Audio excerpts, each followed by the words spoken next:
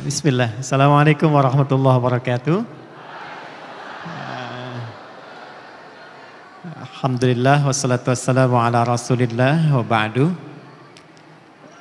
Dari sekian sesi saya mengisi ceramah, tausiah, training, motivasi.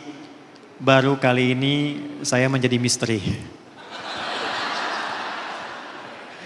Ini pun saya baru tahu saat masuk ruangan ini. Ternyata saya menjadi mystery guest. Gitu ya. For this session, appreciate it, thank you. Ya. Yang saya hormati, kita muliakan, kita banggakan, dan kita doakan. Mudah-mudahan beliau disehatkan, punya kemampuan yang selalu dijaga oleh Allah untuk membimbing, jadi coach terbaik untuk semua. Coach Ridwan, berikan aplaus, tepuk tangan untuk beliau. Semua yang hadir, Pak Presiden, alhamdulillah saya baru bertemu Presiden, tidak ada kontroversi dalam pengangkatan beliau. Semoga dijaga oleh Allah, semoga amanah, dan ingat Anda yang pertama kali dihisab. Terima kasih saya diberi kesempatan untuk berinteraksi, walaupun memang misteri tapi ya sekarang sudah terbuka. Baik teman-teman, izin hari ini waktunya begitu terbatas. Tapi saya ingin efektifkan pada beberapa bagian yang sangat pokok. Jadi kita interaktif saja. Ya, jadi saya tidak akan monolog dari apa yang saya sampaikan, tapi kita interaktif dari 10 tahun perjalanan SBC sebetulnya.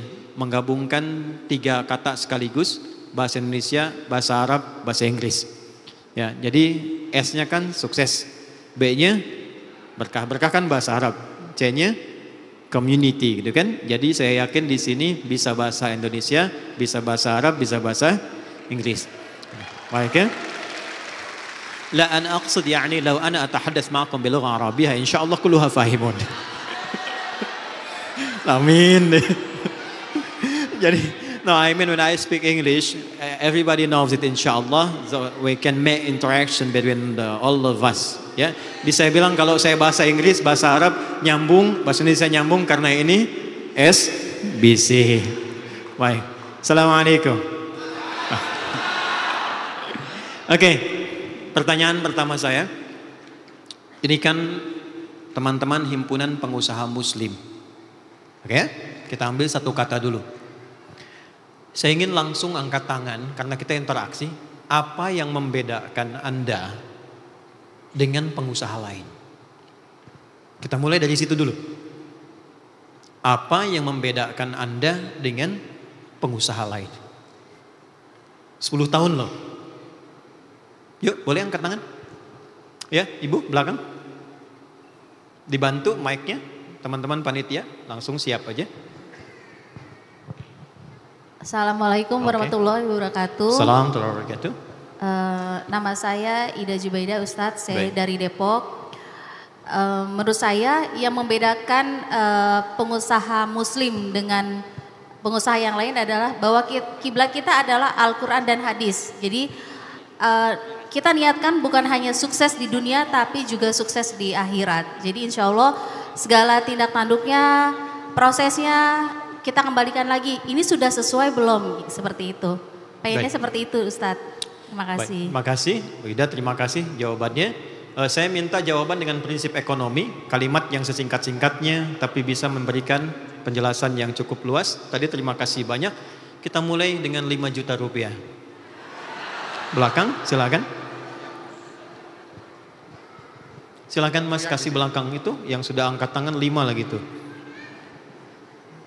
Silakan Bu. Assalamualaikum warahmatullahi wabarakatuh. Assalamualaikum warahmatullahi wabarakatuh. Alhamdulillah, perkenalkan nama saya Vivi. Saya di sini mewakili The Perfect yang hari ini juga support acara hari ini. Baik, terima kasih. Kita berikan aplaus. Ya, langsung Bu. Memang ada perbedaan sangat jelas antara pengusaha Muslim dengan pengusaha non-Muslim. Karena memang kami juga selain di SBC pernah ikut di komunitas lain. Kalau di tempat lain itu kita hanya diajarin tentang uang. Jadi bagaimana omset. Tapi di sini kita juga membangun tentang spiritualitas.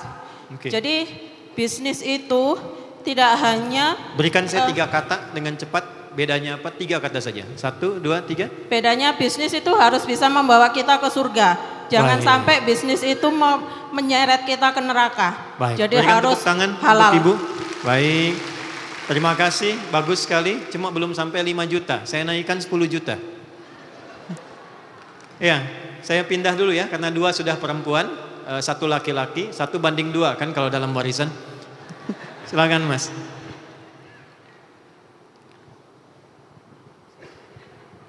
Wah, sudah pakai catatan tuh. Singkat, padat, cepat. Ya, perkenalkan nama saya Sandi dari Bandung. Singkatnya perbedaan pengusaha muslim, bisnis sebagai bekal mati, Ustaz. Baik, bagus sekali. Belum sampai 10 juta. Terakhir, umroh. Ya, belakang paling tinggi. Ya, angkat tangan. Silakan. Yang ini? Ya, Mas. Yang paling duluan. Silakan. Bismillah, perkenalkan saya Nasar dari Bali dan Pasar. Perbedaan kita dari pengusaha yang luar Islam memastikan semua transaksi halal dan thayyibah. Ya, bagus. Belum Cukup. sampai jawabannya. Waktu habis. Dah, turunkan semua. Bedanya itu simpel. Apa beda Anda? Kan pertanyaannya, bedanya Anda dengan asosiasi pengusaha lain. Bedanya Anda adalah muslim. Itu saja. Bedanya Anda muslim. Jadi semua tadi itu semua value yang mengikuti pada sifat-sifat muslim. Nah, sekarang problemnya apa itu muslim? Jadi ketika Anda mengikutkan kalimat ini pada kata pengusaha dan telah berjalan selama 10 tahun, ingat kata muslim itu adalah sifat yang memberikan identitas bukan hanya untuk dikenal, tapi menunjukkan keunggulan dan keistimewaan Anda dalam dunia yang sedang Anda geluti. Contoh gini, ini kaidah ya. Seorang itu kan dianggap istimewa kalau ada sifatnya. Contoh, Coach Ridwan jujur. Dikenalnya beliau itu dengan sifat jujurnya. Jadi kalau nggak dikenal unggul dengan sifat jujurnya, banyak Ridwan yang lain. Saya mau katakan Mas Aldi sabar. Sabar itu kan sifat. Ya, sabar itu sifat. Kapan Pak Presiden Aldi ini bisa dikenal dan unggul serta punya keistimewaan? Ketika kata sabarnya melekat pada namanya, yang dengan itu menjadi bagian keistimewaannya.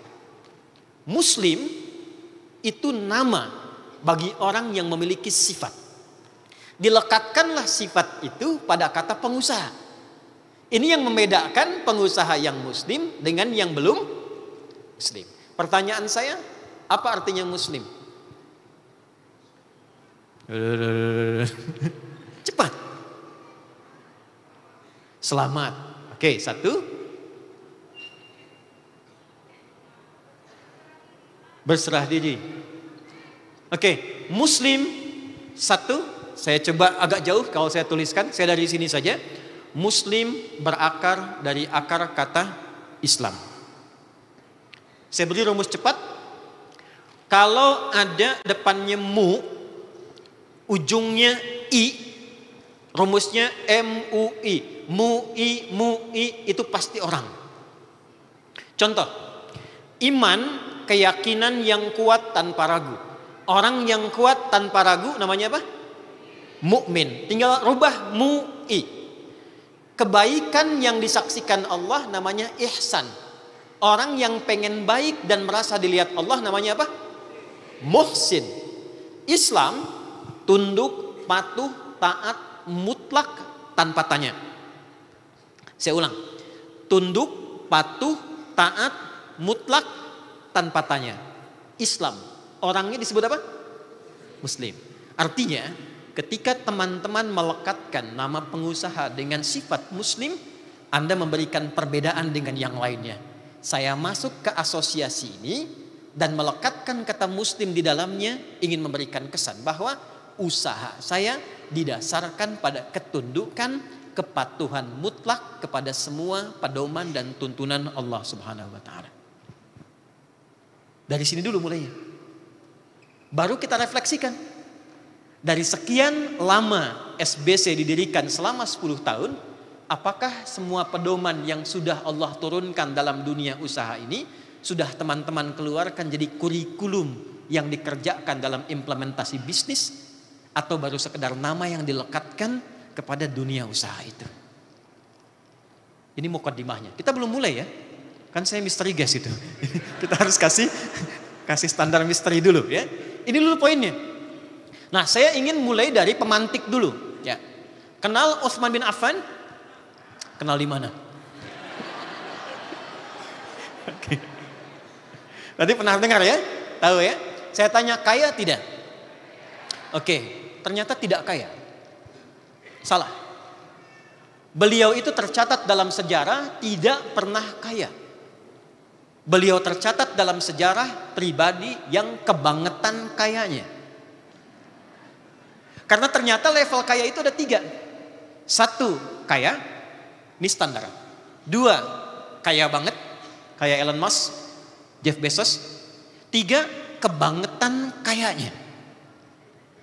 Ada orang sudah lewat 15 abad, 1500 tahun, masih punya aset berupa hotel. Dari situ ada penghasilan yang disimpan di salah satu bank di Saudi. Tiba-tiba masih bisa diwakafkan setelah orangnya meninggal 15 abad. Keterlaluan gak? Kebangetan gak?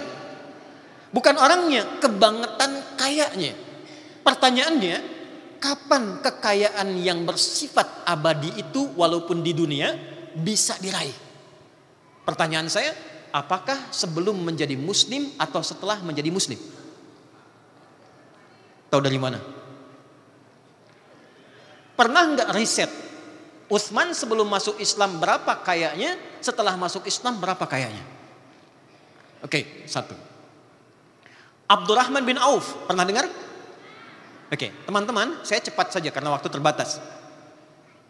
Kami pernah diminta untuk membuat sebuah riset yang dipertanggungjawabkan dalam satu naskah akademik diuji 15 profesor untuk mengintegrasikan kekuatan spiritual, intelektual, dan fisikal yang jadi konsep value dalam kehidupan. Yang saya riset itu perjalanan sahabat mengikuti kurikulum Nabi. Lalu kita fokuskan ke dunia usaha, dan ternyata Allahu Akbar, Abdurrahman bin Auf ini setelah masuk Islam, sepeninggal Nabi, kita lihat valuasi hartanya ketika dikonvert kekinian itu bisa menghasilkan sebesar 72.000 triliun. 72.000 triliun. Siapa beliau sebelum masuk Islam? Pengusaha. Apakah kaya? Iya. Punya keluarga? Iya. Cuma yang ingin saya sampaikan, saya bangun cerita dulu ya. Ya, bangun cerita dulu. Abdurrahman bin Auf masuk Islam diajak oleh Utsman bin Affan, satu rombongan dengan Arqam bin Abi Arqam. Usia Arqam itu masih 17 tahun, anak muda. Jadi tidak menghalangi anak muda untuk berkarya. Entrepreneur itu dalam Islam gak ada batas. Anda punya bakat, punya keinginan, salurkan.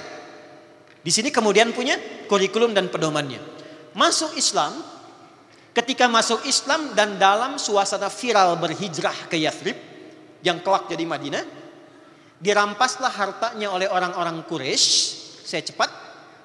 Mereka berpikir begini, biarkan Abdurrahman berangkat ke Yathrib. Jarak Mekah ke Yathrib kurang lebih 400 kilo. Tidak ada kendaraan seperti kekinian, dia harus jalan kaki. Medannya demikian sulit. Mereka menyimpulkan tidak usah diintimidasi, tidak usah dieksekusi, nanti mati sendiri di pertengahan jalan. Maka diambil hartanya.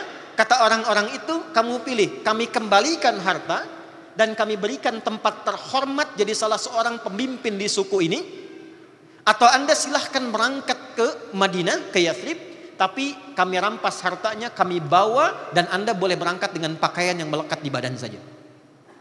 Oke, satu ya.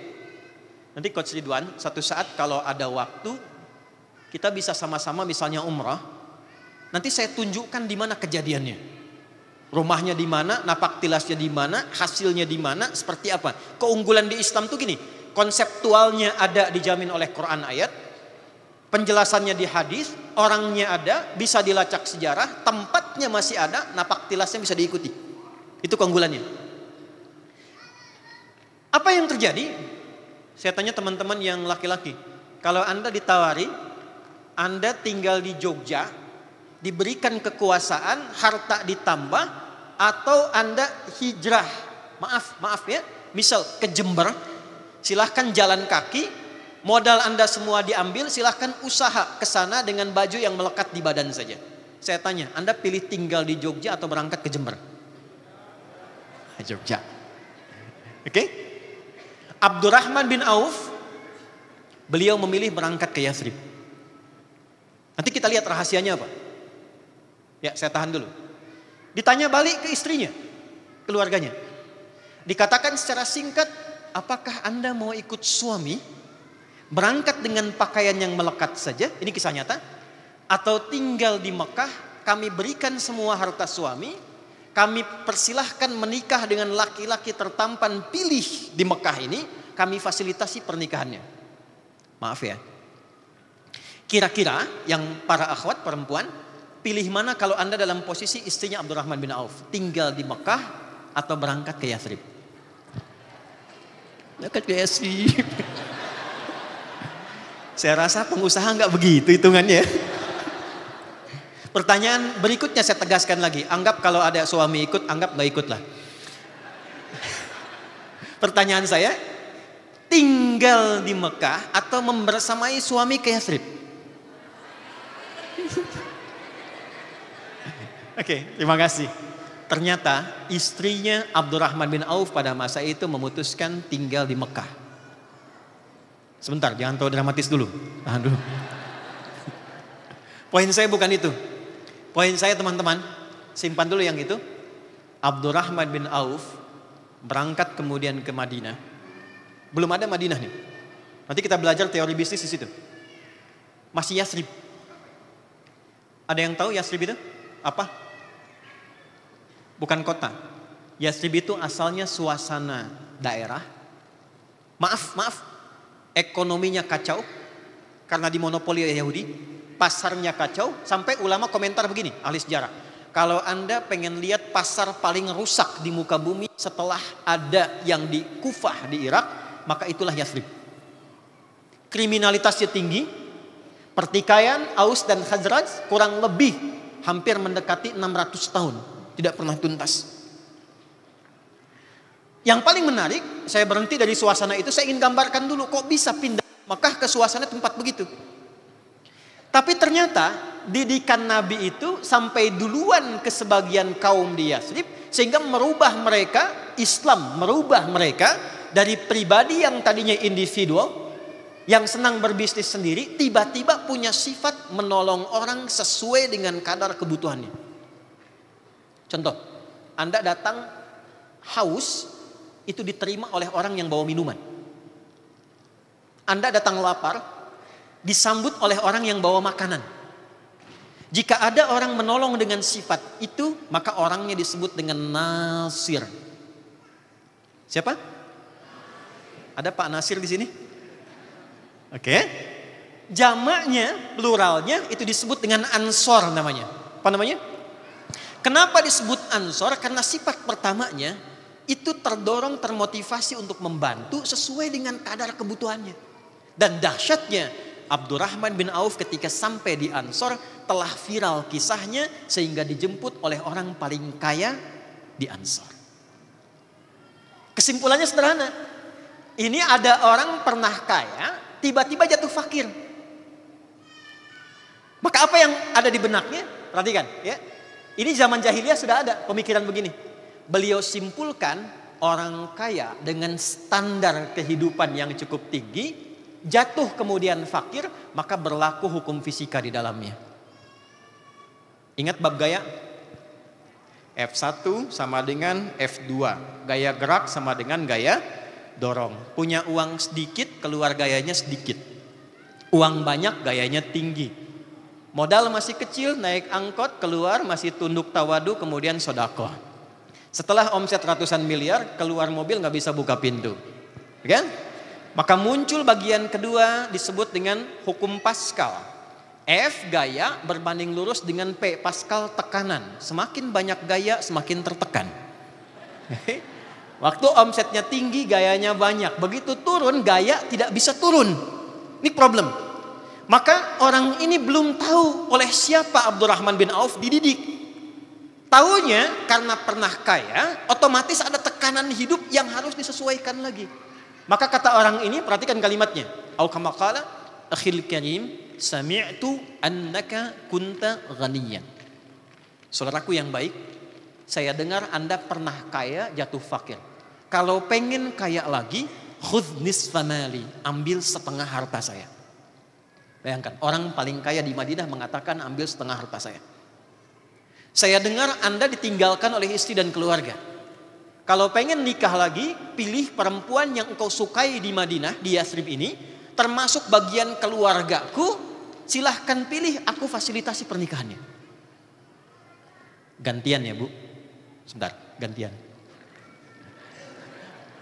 Coach Ridwan lah. Sebentar. Kita uji nih kan? Iya. He can coach anybody, so we try. Ya. Kita coba nih kan, sudah coachin banyak orang. Kalau Coach Ridwan di situasi Abdurrahman bin Auf, Coach tinggal di Jogja, ambil setengah harta saya. Kata orang paling kaya di Jogja. Saya nggak bilang sultan, nanti bahaya di situ. Kita doakan beliau sehat ya dan baik. Kalau Coach ingin nikah lagi, pilih perempuan paling cantik di Jogja ini, saya fasilitasi pernikahannya. Kira-kira tawaran itu ditolak atau diterima? Atau saya ganti? Kira-kira tawarannya diterima atau tidak ditolak sama sekali? Karena laki-laki itu apa yang diucapkan tidak mewakili perasaannya kadang-kadang. Oke. Ternyata yang paling menarik itu pertanyaan 2, jawaban 2. Ya, pertanyaan berapa? 2. Jawaban berapa? 2. Anda ingin kaya lagi, ambil setengah harta saya. Anda ditinggal keluarga, pilih yang terbaik di sini. Dijawab 2. Jazakallahu khairah. Karena ini kalimat jadi viral untuk memberikan satu ungkapan yang baik. Semoga Allah berikan pahala atas kebaikan Anda. 1, arini ainal aswaq. Cukup tunjukkan kepada saya di mana pusat bisnisnya. Ini poin saya. Cukup tunjukkan pada saya di mana pusat bisnisnya. Kalimat inilah yang kelak mengubah diri beliau. Dalam waktu setahun sudah bisa mengumpulkan modal. 2 tahun jadi orang paling kaya nomor 2 di Madinah di Yathrib. 3 tahun jadi orang paling kaya nomor 1 di Madinah. Saat Nabi wafat, semua valuasi hartanya kalau dihitung sekarang 72.000 triliun. Cuma dengan kalimat tunjukkan pada saya di mana tempat bisnisnya. Kita mulai bahasan kita dari sini. Yang tadi mukaddimah. Kita masih ada waktu kan? Oke. Alhamdulillah. Sampai jam berapa kita?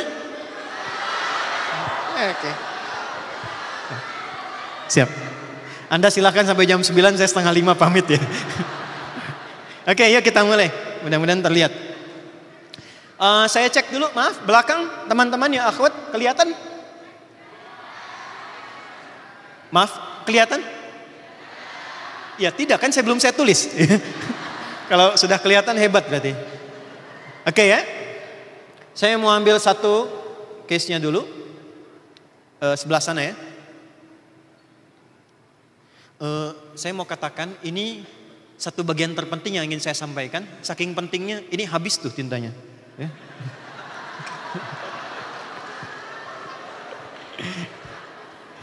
Oke, berikan aplaus dulu ya. 1, prinsip bisnis dalam Islam. Bisnis Islami.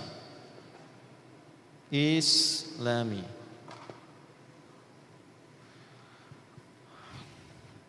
Teman-teman sebetulnya ini 64 SKS, jadi harus saya padatkan. Jadi mohon izin kalau saya agak sedikit lompat-lompat dulu ya. Oke. Apa sih yang menjadikan Abdurrahman bin Auf berani mengatakan tunjukkan di mana pusat bisnisnya? Oke. Saya langsung jawab cepat ya. 1, iman. Apa namanya? Ya, jazakallah khair. Ya, terima kasih banyak. Itu berdoa, ya Allah mudah-mudahan gak panjang jalannya, panjang ternyata mendekat tuh ya. Itulah fungsinya kita berikhtiar dan disertai tawakal sehingga yang jauh terasa semakin dekat. Papan tulis. 1, iman. Apa yang diimani? 1, kalau teman-teman lihat iman itu pilarnya berapa? 6. Pilar itu rukun. Pilarnya berapa? 6. Iman pertama pada siapa?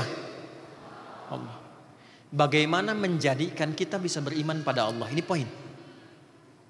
Satu-satunya bab di dalam Al-Quran yang diperkenankan kita bertanya sampai meriset adalah hal terkait dengan iman kepada Allah. Yang paling menarik itu kalau urusan sholat Anda nggak diperkenankan bertanya. Kenapa subuh 2 rakaat? Itu kurang kerjaan. Pertanyaan kurang kerjaan. Kenapa maghrib 3 rakaat? Itu kurang kerjaan. Kenapa? Karena setelah Anda yakin iman pada yang memerintahkan, iman itu artinya yakin tanpa ragu. Kalau Anda tanya masih ragu. Untuk memasuki bab iman itu dibuka oleh Allah. Silahkan Anda banyak bertanya apapun sampai Anda yakin. Maka ditunjukkan kenapa Tuhannya mesti Allah. Dijelaskan sampai lafadznya, apa logikanya, apa perbedaan antara Tuhan yang sejati dengan yang dipertuhankan, kaidahnya apa, turun suratnya, turun bagiannya, sampai membuat kita yakin. Oke, 1 itu dulu. Karena problem paling dasar bagi orang Islam sekarang, mau dia jadi pengusaha, namanya pengusaha muslim. Mau dia jadi intelektual, namanya intelektual muslim. Mau dia jadi pejabat, namanya pejabat muslim. Sekarang itu bukan kurang pintar, problemnya kurang iman. Sehingga dengan keyakinan yang tidak paripurna itu, akhirnya beberapa petunjuk yang Allah turunkan sesuai dengan kebutuhannya tidak dikerjakan secara optimal. Maka dasar yang pertama itu dipertanyakan dulu. Ketika Anda mengatakan saya pengusaha muslim, nih pilar yang pertama ini, asyhadu an la ilaha illallah wa asyhadu anna Muhammadar Rasulullah, sudah optimal belum? Oke, saya tanya. Yakin gak Allah itu Tuhan? Oke, yakin gak apa yang semua Allah sampaikan itu mutlak kebenarannya? Yakin gak semua apa yang Allah sampaikan pada kita akan hadir manfaat sesuai dengan maslahat hidup kita? Yakinnya itu baru di lisan atau sampai ke hati? Wah, masa? Karena beda. Quran surah ke-49 ayat 14. Ya, Quran surah 49 ayat 14. Qalatil a'rabu amanna. Ada segelintir orang Arab Baduy di era Nabi datang ke Nabi mengkonfirmasi, kami sudah beriman. Oke? Maka jawaban turun langsung dari Allah. Qul, sampaikan Muhammad sallallahu alaihi wasallam. Perhatikan kalimatnya. Sampaikan pada orang yang sudah mengklaim dengan lisannya itu, lam tu'minu, kalian belum menjadi mukmin yang sejati. Walakin qulu aslamna, tapi sampaikan pada mereka kalian baru menjadi seorang muslim, baru berislam. Walamma yadkhulul imanu fi qulubikum, sedangkan iman yang kalian klaim dengan lisan itu belum sampai kepada hati. Jadi oleh Quran dibedakan, ada orang yang mengklaim beriman dengan lisannya, ada orang yang implementasi iman itu sudah sampai ke dalam hatinya. Gampangnya begini, bahasa hati dengan bahasa lisan beda tidak? Dalam mana lisan dengan hati? Pasti hati. Semua pekerjaan hati itu pasti dibuktikan oleh semua bagian anggota tubuh kita. Contoh, Cinta itu bahasa lisan atau hati? Hati. Jadi jangan percaya kalau ada orang mengatakan begini, aku mencintaimu dengan lisannya. Jangan percaya. Katakan kepadanya, buktikan cintamu dengan menuliskan nama kita di buku pernikahan kita berdua. BPKB kan, buku pernikahan kita berdua, ya kan? Kenapa? Karena pembuktian cinta itu karena bahasa hati, dia akan keluar lewat sikap. Gimana buktinya ayah mencintai anak, ibu cinta pada anak, kata-kata yang lembut, perhatian, kasih sayang, itu perilaku. Kalau baru di lisan, dia belum bisa terpancar kepada bentuk perilaku karena baru lisan. Makanya ketika seseorang masuk ke dalam jiwanya, semua terkuasai. Sentuhlah ia di hatimu, maka ia akan jadi milikmu untuk ya. Kenapa di hatimu? Sentuh hatinya, maka lisan akan ikut, tangan akan ikut, sampai ke kaki ikut. Inilah yang menjadikan di dalam Al-Quran, silahkan cek kalau ngaji itu, tuntaskan 30 juz, 114 surah, 6.236 ayat, 52.000 kosakata, Al-Fatihah sampai An-Nas. Silahkan Anda riset, semua ujung kepala kita sampai ujung kaki itu fungsinya dibuka dengan iman terlebih dahulu. Apa fungsinya mata? Itu bagi yang belum beriman. Tapi tidak ada bedanya antara fungsi mata pada manusia dengan fungsi mata pada ayam. Kalau sekedar melihat. Bagi orang yang sudah mengatakan saya muslim, saya beriman, maka turun ayat cahaya. Quran surah ke-24 surat cahaya, ayat 30 untuk laki-laki, ayat 31 untuk perempuan. Qul lil mu'minina yaghuddu min absarihim. Muhammad viralkan kepada semua orang yang mengaku telah memiliki iman. Maka imannya akan membimbing matanya untuk melihat mana yang harus dilihat. Wa qul lil mu'minati yaghuddna min absarihinna, dan viralkan pada semua perempuan yang merasa punya iman. Imannya akan menjadi cahaya membimbing matanya apa yang harus dilihat. Makanya ketika Anda sudah memutuskan menjadi seorang pengusaha muslim dan mengatakan beriman, kalau ada cahaya iman, mata ini akan awas. Tidak semua jenis usaha yang dilihat itu bisa diikuti kalau imannya tidak membimbing itu. Saya mau tanya begini, riba itu kalau sudah tahu riba, dilarang tidak? Apa hukumnya? Kalau imannya itu masih ada dalam jiwanya, jangankan dia ikuti, dia lirik pun tidak akan mampu. Kenapa? Karena ada iman dalam dirinya. Lisan nih, lisan. Itu sebelum disebut fungsinya, ya, dari mata turun ke lisan, jangan langsung ke hati aja. Ke lisan dulu, ya. Sebelum disebut fungsinya, imannya dulu. Quran, balik ke Quran. Ya. Kalau kita lihat di surah yang sama, 49 di ayat 11 sampai 12. Ya ayyuhalladzina amanu, hai semua yang telah merasakan punya iman, disebut pakai ya, yaitu huruf panggilan, nidaul qarib, nidaul mutawassit, nidaul ba'id. Paham? Tidak. Huruf untuk memanggil yang dekat, yang menengah, yang jauh. Ayyuha disebutkan 150 kali dalam Al-Quran untuk menguatkan hukum. Alladzina disebutkan 1080 kali dalam Quran untuk menjangkau semua tanpa kecuali. Kalau kita terjemahkan dengan tafsir bunyinya begini. Hei semua pengusaha muslim, hei semua anggota SBC yang merasa beriman, aku tak peduli apakah kalian berasal dari dekat, menengah atau jauh, apakah kalian dekat denganku, menengah atau jauh dariku, sepanjang kalian punya iman, la yashor qaumin qaum. Jangan gunakan lisanmu untuk mencela seseorang. La yaghtab ba'dukum ba'da. Jangan gunakan lisanmu untuk bikin hoax. Ini tidak mungkin Anda jadi pengusaha muslim yang punya iman, begitu Anda membuka divisi marketing, tiba-tiba kemudian Anda keluarkan kalimat-kalimat yang bertentangan dengan iman Anda. Demi produknya laku bikin hoax, antara gambar dengan realita tidak sama. Demi produknya laku kemudian keluar kata-kata yang tidak pantas. Itu bukan bagian iman. Abdurrahman bin Auf begitu jujurnya, hasilnya luar biasa. Ternyata untuk mendapatkan berkah itu yang ada di nomor 2 tengah-tengah dari SBC itu, ternyata dengan baik pun berkah itu diraih. Dan kalimat berkah dalam dunia usaha munculnya setelah iman. Yuk kita definisikan. Buka Quran surah 2 ayat 168 paling kanan sebelah bawah di mushaf. Oh, kita belum mulai ya, kita baru mau mukadimah kedua ini. Kan kita belum masuk teori bisnis kan? Ya, materinya manajemen bisnis dalam Al-Quran. Ya coach ya. Quran surah 2. Yuk lihat situ. Ya ayyuhan nasu. Oke. Anda masih beruntung ikut SBC. Kalau Anda ikut kelas saya, belum hafal ayatnya, Anda tunggu di luar. Kita ada kelas yang ikut 12.000 orang. Bikin kurikulum. Ada ujiannya, mesti lulus 100%. Kalau belum 100% boleh mengulang. Tidak ada yang di DO, cuma ngulang. Ya. Ya ayyuhan nasu, hai semua manusia. Kulu. Silahkan kerja.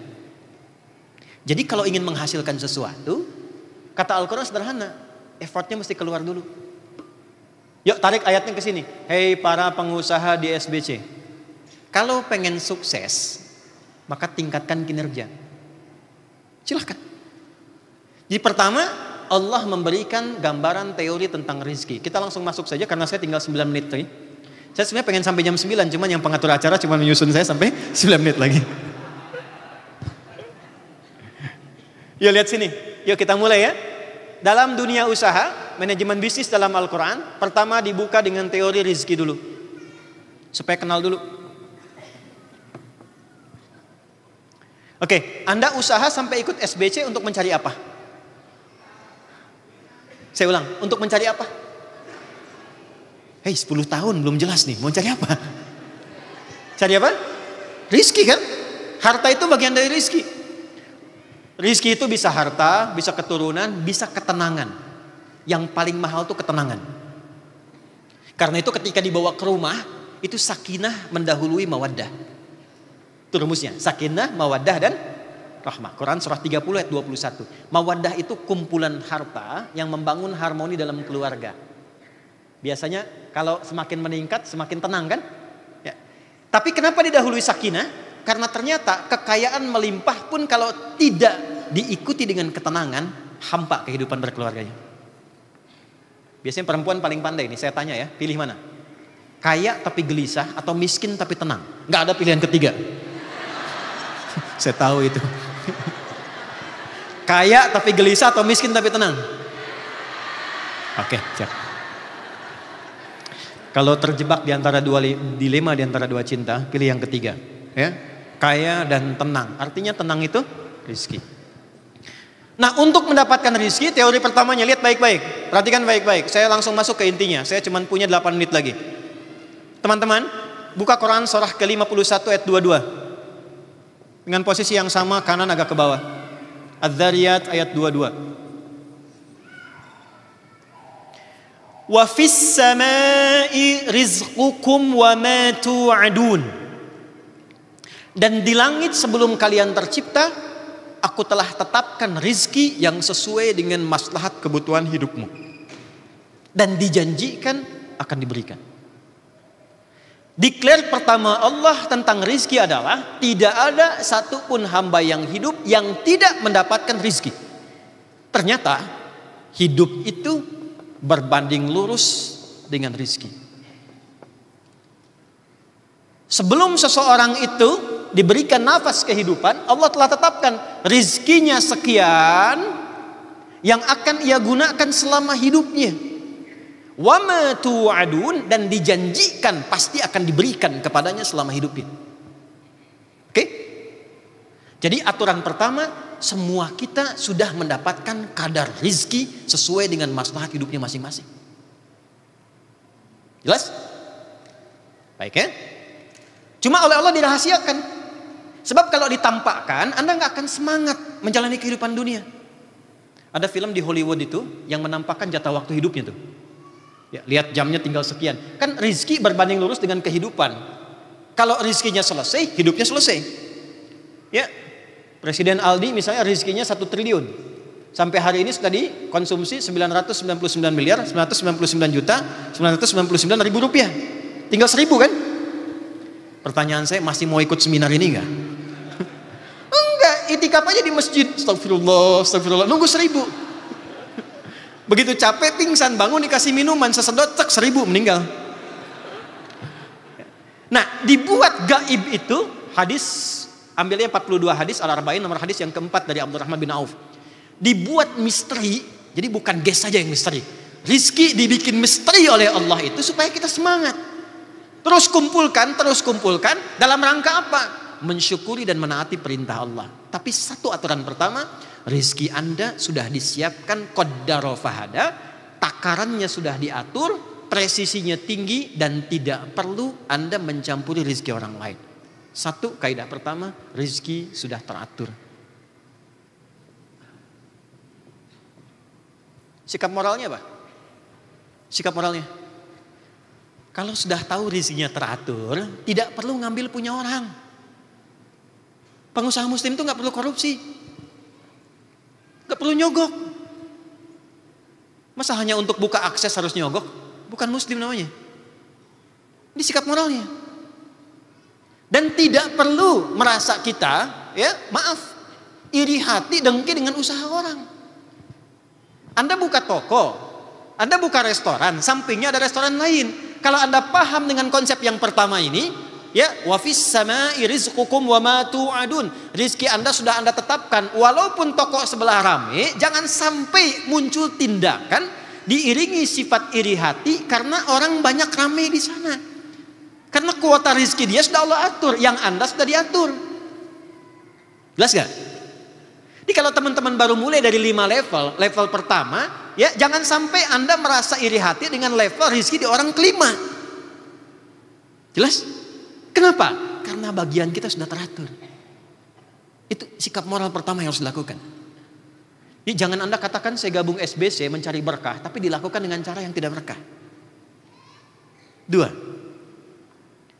Kalaupun sudah diatur, yang belum diatur itu ikhtiar Anda untuk menjemputnya. Karena itulah kemudian kalimatnya, ya ayyuhan nasu kulu, ikhtiar, kerja,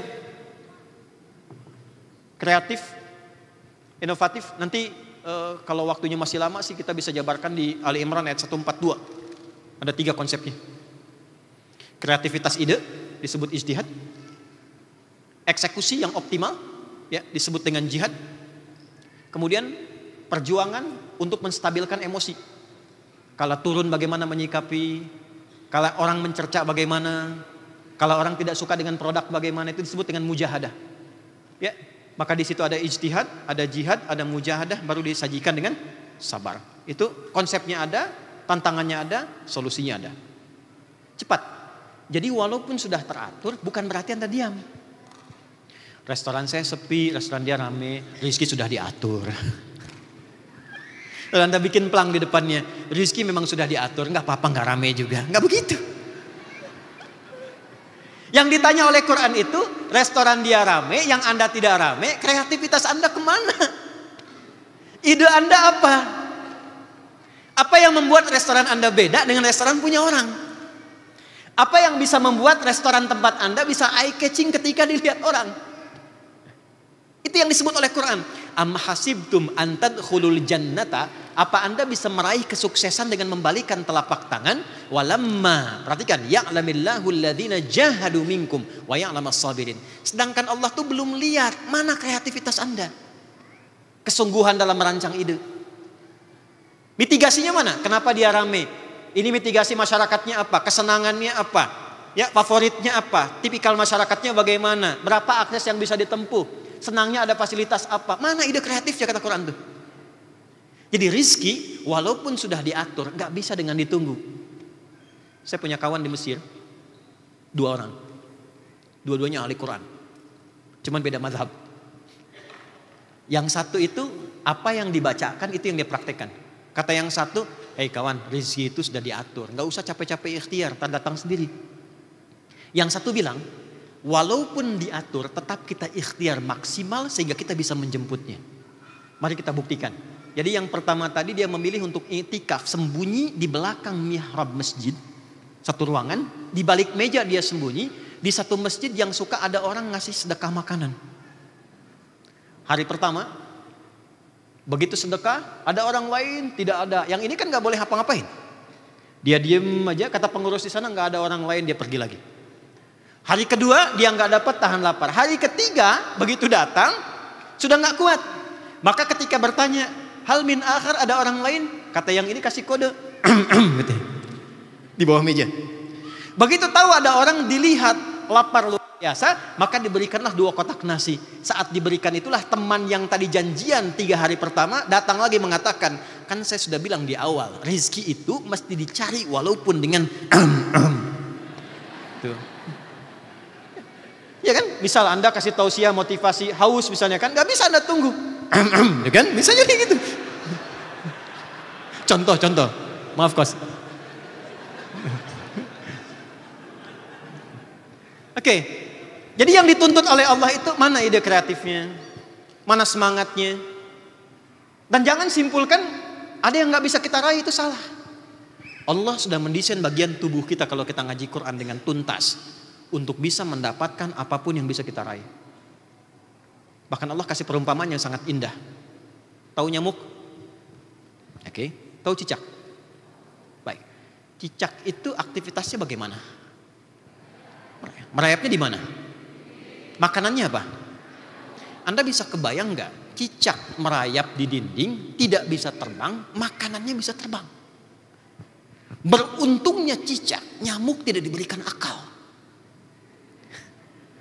Anda bisa bayangkan kalau nyamuknya punya akal, jadi mainan cicak.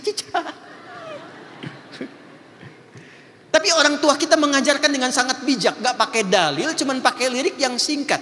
Cicak diam-diam datang seekor. Perhatikan, Allah hanya perintahkan pada cicak, merayaplah engkau walaupun dengan diam-diam.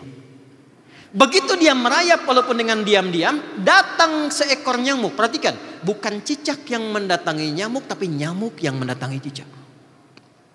Siapa yang perintahkan nyamuk datang kepada cicak? Kapan nyamuk bisa datang? Ketika cicak merayap.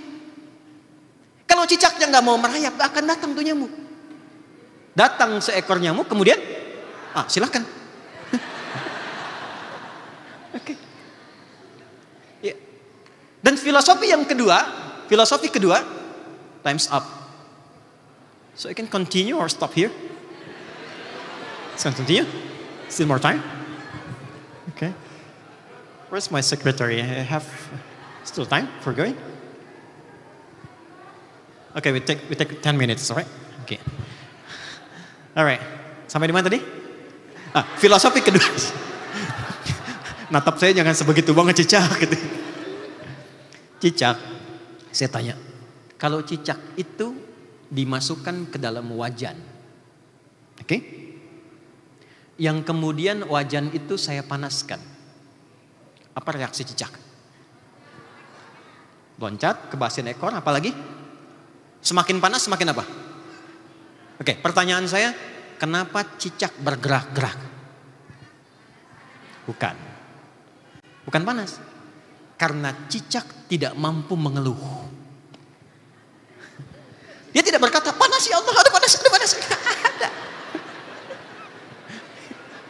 Jadi kalau Anda itu ingin sukses, ya Anda harus bekerja. Hadapi tantangan, jangan banyak ngeluh. Anda jangan lihat level 5 di atas. Anda lihat apa yang sedang Anda kerjakan. Karena setiap pekerjaan itu pasti ada tantangannya. Kesuksesan itu bandingan lurus itu tantangan. Jadi ketika Allah hadirkan tantangan, jangan bilang masalah. Itu sebetulnya jembatan kita untuk mendapatkan kesuksesannya. Di Quran mengajarkan kedua, optimalkan ikhtiar. Jadi ketiga, harus punya kesiapan menghadapi tantangan.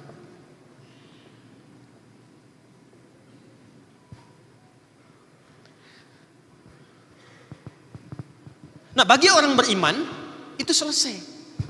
Jadi sebetulnya orang beriman itu nggak usah ngaji ini lagi. Cuman mungkin karena imannya belum sampai ke situ, terpaksa kita bahas dulu tadi. Ya.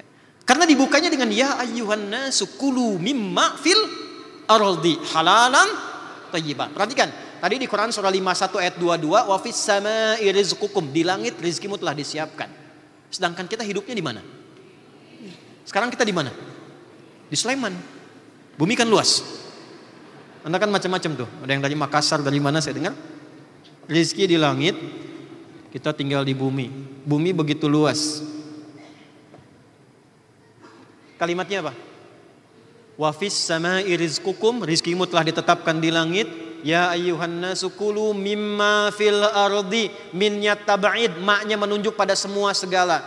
Jadi maksudnya jangkau setiap tempat yang engkau bisa pijak di bumi.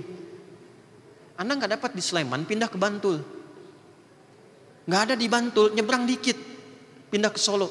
Nggak ada di Solo, pindah terus sampai ke Jatim. Nggak ada di Jatim terus, Jawa nggak ada ke Sumatera. Sumatera nggak ada Kalimantan. Di Kalimantan nggak ada ke Papua. Papua nggak ada se-Indonesia. Apa dunia cuma Indonesia saja? Coba lihat peluang di Malaysia. Lihat peluang di Eropa. Tidak mungkin ada satu bagian tapak di bumi yang tidak disiapkan untuk rezeki kita.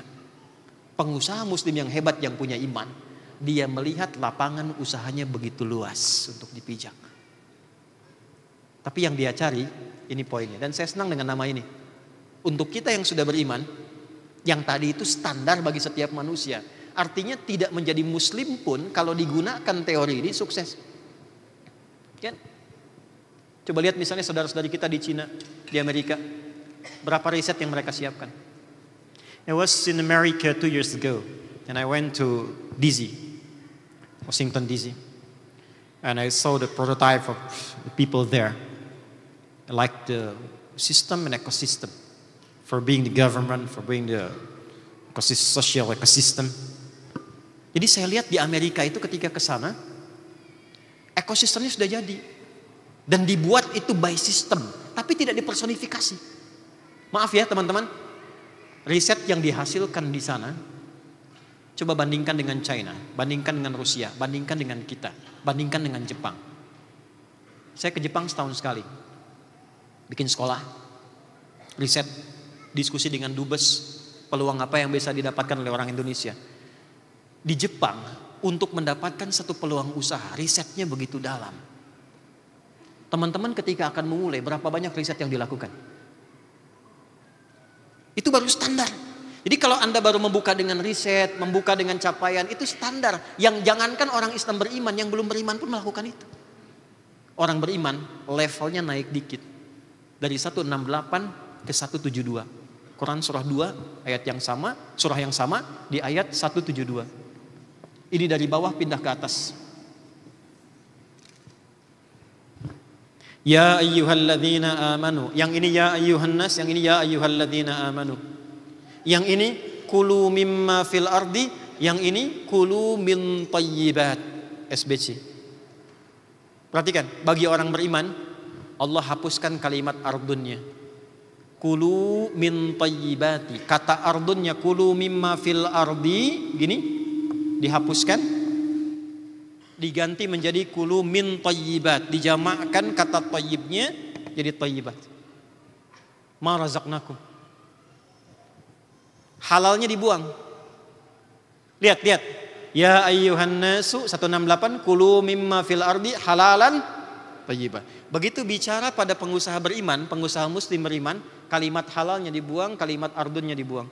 Ya ayyuhalladzina amanu, ya ayyuhalladzina amanu, kulu min thayyibati, ardunnya dibuang, halalnya dibuang. Pertanyaan saya, kenapa halalnya dibuang untuk orang beriman? Karena orang beriman, pengusaha beriman, imannya akan otomatis membimbing ia untuk mengarahkan pada usaha halal. Tak perlu diingatkan lagi. Ya, ketika itu sudah terjadi pada diri orang beriman, maka berkahnya Allah kumpulkan. Itulah SBC. Berkahnya. Apa itu berkah? Ya, bertambah dan konsistennya nilai kebaikan. Yang baik apanya? Ini kaidah penting sekali. Ketika seorang pengusaha muslim dengan imannya memulai usahanya, maka yang pertama di benaknya harus dimunculkan kata Allah, jangan pernah memikirkan yang haram. Karena otomatis mencari yang halal. Jadi kalau Anda masih berdiskusi tentang yang haram, maaf ya, itu sudah menurunkan standar.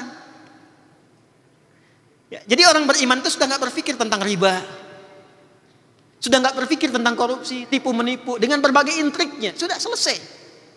Karena yang difikirkan oleh imannya yang halal saja, yang tidak ada masalah dalam petunjuk yang Allah berikan. Apa tuh poinnya? Kurikulumnya turunkan, ayatnya jelas kok. 1, 2, 3, 4 sampai selesai. Itu poin pertama. Ya. Setelah itu apa yang dilakukan? Perhatikan kalimatnya. Kalau yang pertama ini sudah muncul dalam benak kita, orientasi bisnisnya satu, untuk mencari, lihat poinnya, ridha Allah.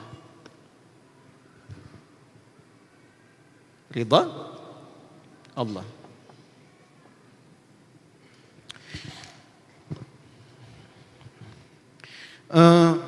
Saya mau kasih ilustrasi begini. Di sini kan yang paling punya banyak akses kalau nggak presiden, Coach Ridwan kan? Saya mau tanya gini, kalau saya dekat dengan Coach Ridwan, kira-kira akses saya mudah nggak? Mudah kan? Ya. Kalau beliau nyaman dengan saya, senang dengan saya, aktivitasnya rasa mudah atau susah? Aksesnya lebih gampang atau sulit? Lebih gampang kan? Nah, senang, puas, nyaman, tentram, itu bahasa Arabnya ridho namanya. Ya, bentuk superlatifnya ridwan. Nah, ini.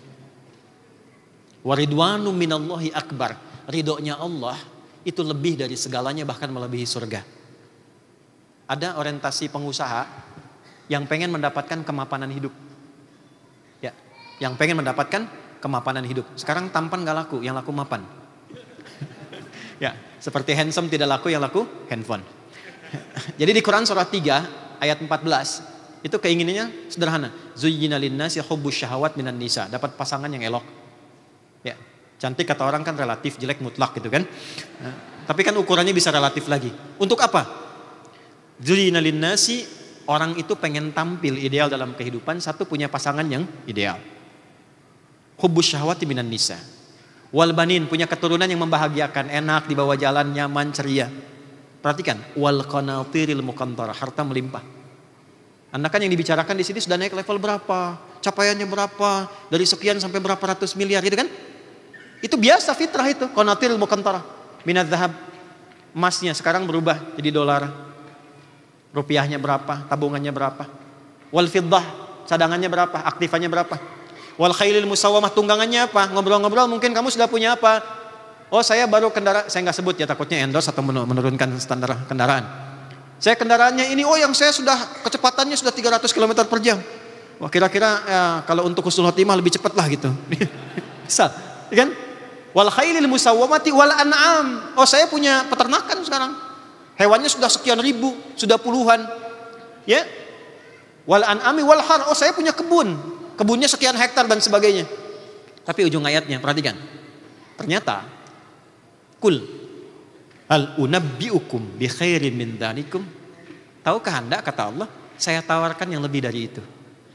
Jadi kalau di SBC ini, mohon maaf, saya sengaja ke depan supaya saya nggak lihat waktu.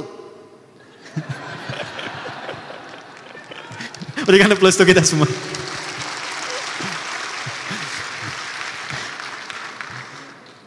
Jadi kalau kita di SBC dan masuk 10.000 orang, hanya memikirkan capaian tadi, itu belum masuk standar Allah.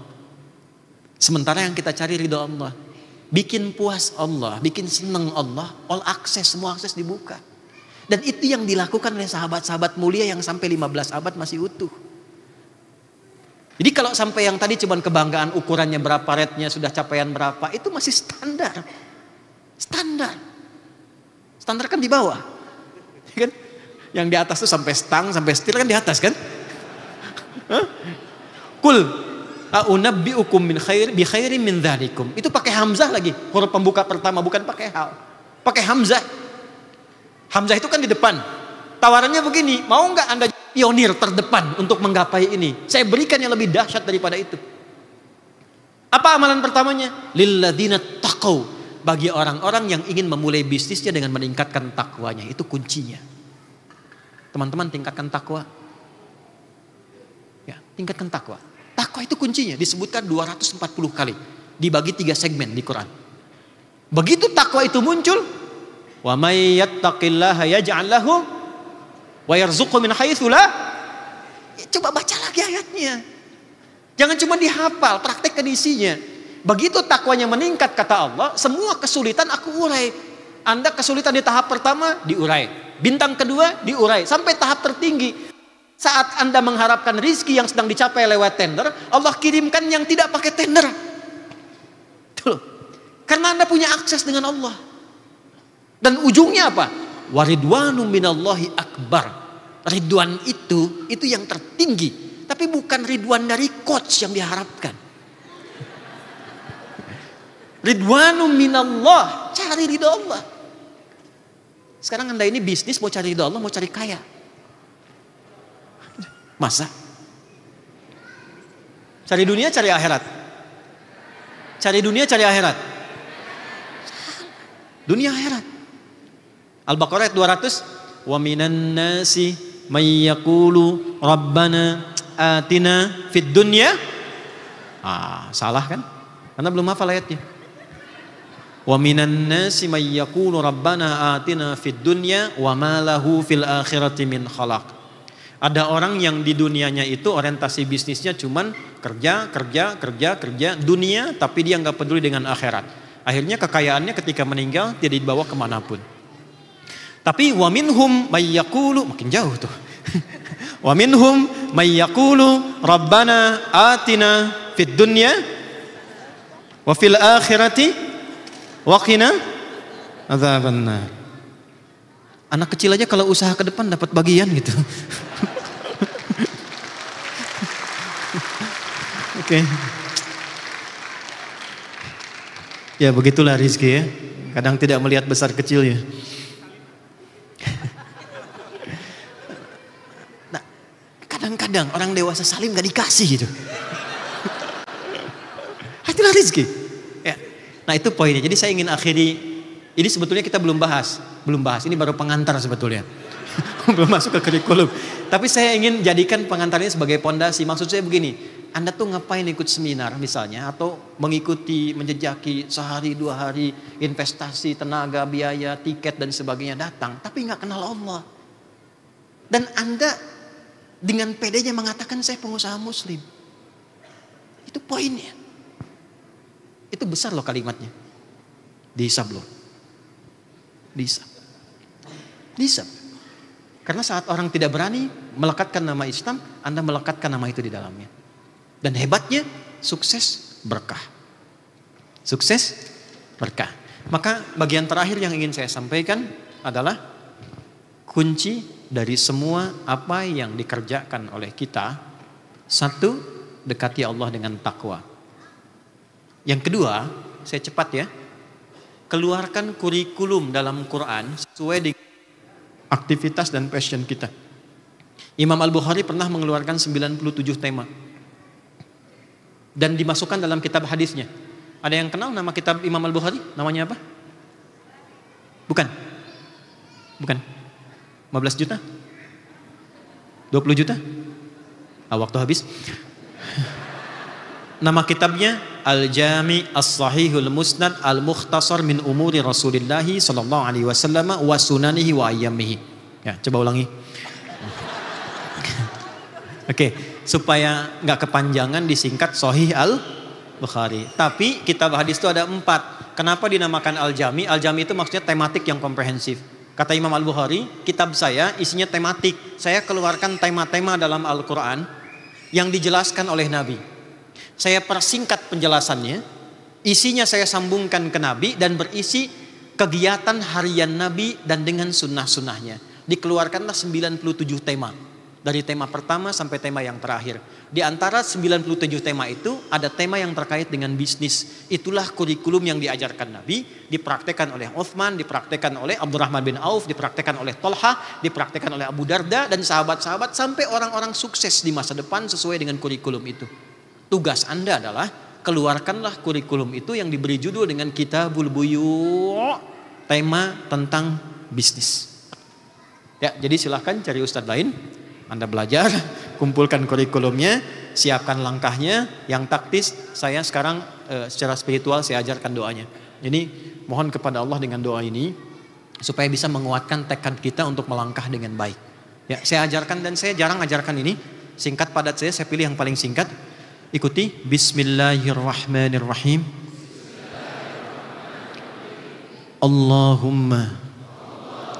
Allahumma paksain. Rekam. Paksain. Tolong paksa diri Anda dekat dengan Allah. Paksa diri Anda tingkatkan takwa. Paksa diri Anda semangat. paksa diri Anda menggapai ridhonya. Dan sekali lagi, Allahumma paksain. Terima kasih untuk pertemuan sore hari ini. Untuk seluruhnya, semoga Allah berkahi, semoga semuanya lancar. Saya mohon maaf, saya harus ada ke sesi berikutnya. Mudah-mudahan Allah sekali lagi memberikan kepada kita kebaikan-kebaikan. Sekarang saya mau doa yang serius, kita bimbing doanya. Yang tadi itu motivasi aja ya. Silahkan rekam. Itu nggak ada dalam Quran, nggak ada di hadis apa lagi. Karena percuma saya terangkan 2 jam kalau Anda nggak paksa diri Anda berubah, nggak akan dapat. Jadi yang paling gampang Allahumma. Oke, yuk kita berdoa dulu. Bismillahirrahmanirrahim. Alhamdulillahirabbil alamin. Hamdan syakirin, hamdan na'imin, hamdan yuwafi ni'amahu wa yukafi mazidah. Ya Rabbana lakal hamdu wa lakal syukru kama yanbaghi li jalali wajhikal karim wa li 'azimi sultanik. Allahumma salli wa sallim wa barik ala habibikal karim rasulikal mustafa al-amin sayyidina Muhammadin wa ala alihi wa sahbihi ajma'in. Allahumma inna nas'aluka ya khairan nasirin ya al-fattah ya ar-razzaq ya alladhi ala kulli syai'in qadir. La tada' lana fi maqamina hadha fi kulli maqamin dhanban illa ghafartah. Ya Allah, jika ada pendosa hadir di ruangan ini atau sekitarannya, berkumpul di acara ini, jangan biarkan yang meninggalkan momen ini kecuali Engkau telah gugurkan seluruh dosa-dosanya. Wala hamman illa farajtah. Jika ada di antara kami yang sedang merasakan gundah dan gelisah, maka jangan biarkan yang meninggalkan tempat ini kecuali Engkau telah tenangkan keadaan hatinya. Wala asiran illa yasartah. Ya Allah, Engkau yang maha mengetahui kedalaman hati kami.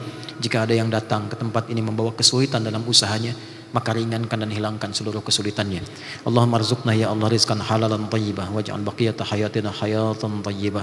Ya Allah, limpahkan kepada kami dari usaha kami yang baik rizki-rizki terbaik yang Kau ridhai, dan jadikan sisa hidup kami lebih baik dari sebelum yang pernah kami lalui. Allahumma waj'al akhir hayatina husnal khatimah. Dan mohon ya Allah, jikapun kami mesti mengakhiri kehidupan kami di dunia ini, mohon berikan akhir kehidupan kami yang baik dalam keadaan husnul khatimah. Allahumma alif baina qulubina, ij'al jam'ana hadza jam'an marhuma wa tafarraqana min ba'di tafarruqan ma'suma. Ya Allah, satukan hati kami dalam kebaikan dengan nama SBC ini. Ya Allah, kumpulkan kami dalam cinta dan kebaikan untuk menaati-Mu. Dan bila pun kami pasti berpisah, jadikan perpisahan kami mengeratkan silaturahim kami untuk menaati-Mu. Rabbana atina fid dunya hasanah wa fil akhirati hasanah wa qina adzabannar. Wa sallallahu ala sayyidina Muhammad wa ala alihi wa sahbihi ajma'in. Wa akhiru da'wana subhanakallahumma wa bihamdika nasyhadu an la ilaha illa anta nastaghfiruka wa natubu ilaik. Walhamdulillahi rabbil alamin. Syukran ala husni ihtimamikum. Thank you for your attention. It's appreciated and honored for me to be here. See you next time insyaAllah. Assalamualaikum warahmatullahi wabarakatuh.